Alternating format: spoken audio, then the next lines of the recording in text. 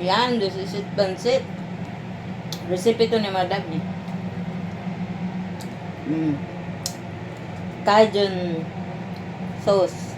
Ngayon siya si Cajun sauce. May kasamang crab balls pa. Yun, sa ilalim. Diba?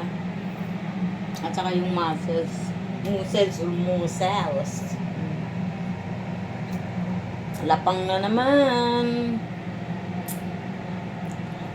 Paano ka magda-diet? Paano ka papayat? Diba? Kung anong maisipan kakainin.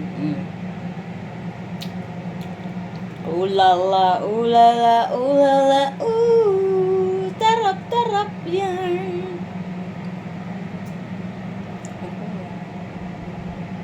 Diba? Yummy.